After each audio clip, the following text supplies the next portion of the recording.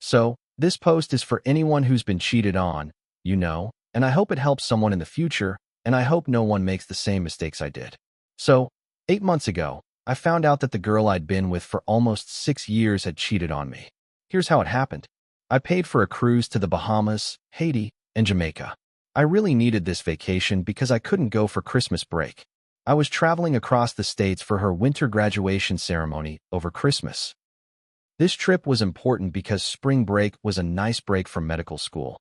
And I thought it was also important because she supposedly had roots in Jamaica through her father, and I wanted her to explore those roots, something she never got to do. On the last day of the cruise, she slept with my headphones plugged into her phone. TikTok was playing in the background, so her phone wasn't locked. I immediately felt like I had sleep paralysis, and I felt something holding me down, almost pinning me to the bed. I heard a voice that simply said, "I'm going to release you, and when I do, you'll immediately go to her photos." As soon as I was released, I immediately went to her photos, and all I saw were numerous sex videos with another man over a 6-month period. LOL. Of course, she cried, begged, and pleaded with me not to leave her. She even offered to move to the state where I was, though she declined the offer when I suggested it, citing that she would be unhappy.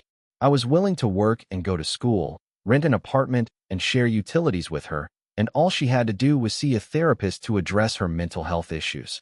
All in the name of love, LOL.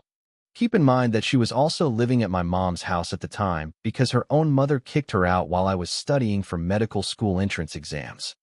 When she moved out, she actually emotionally cheated on me during COVID, and I briefly told her to move out, and we reconciled 2 months later, and shortly after that, I actually got into medical school and had to leave my home state.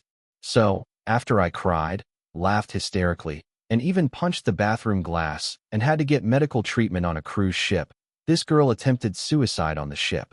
So, of course, I had to rush to her aid and get her medical attention. When we returned to the States, I asked her to move out. She lied to me numerous times about blocking her lover. Instead, she blocked me. When I confronted her, I learned even more details about the cheating. While we were on the cruise, she was actually messaging someone else and exchanging nudes. Not only that, but when we returned to the States after I discovered her infidelity, she actually went to see the guy she'd been messaging on the cruise. 2 weeks later, she actually went on a date with that person after I expressed my suicidal thoughts to her, and she told me she was so sad she was going to get drunk. But no, she went on the date, LOL, and made me feel guilty. Oh, remember how I went to her prom? Yeah. The next day, she said she had to take care of her little sister and left me that night. Turns out she actually went to a hotel with her lover. Oh, by the way, the lover is an abusive drug dealer with multiple moms. Also, at the time she cheated, I felt like something was wrong. When I came home to visit, which I did regularly because she couldn't travel across the states, the sex became less frequent. During dates, it felt like she wasn't there.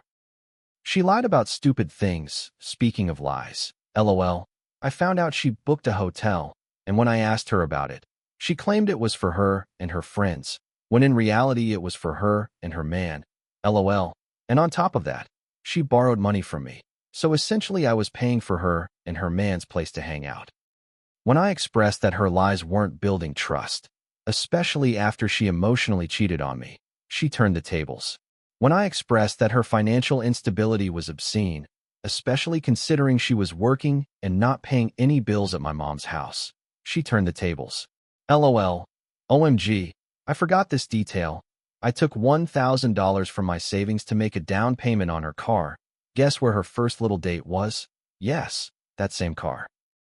I got mad numerous times about her late nights, why she never came to my place even though I always went to hers. And all this time, she knew the truth, that she wasn't invested in our relationship because there was someone else. Meanwhile, I was in therapy to better communicate my needs and desires. I was working while going to medical school to support her so she could finish school, so I could pay for therapy for myself and her. I'm not saying I was a saint, but I did my best and was always willing to work on my shortcomings. Oh, the craziest part. On my train ride back to my school campus, she told me she'd aborted our baby, and she never told me she was pregnant. Lessons learned. When someone cheats, know they'll cheat again. The decision is yours, to leave or not to leave. Never invest too much when you get so little in return. When you feel something's wrong, chances are it is. Infidelity happens to many people. Rise up and know there's light at the end. 8 months ago, I was suicidal. Today I'm in a better place, studying for my first exams. Therapy, compassion, self-love, self-respect, self-improvement. That's the key. Never mix money with love unless you're married.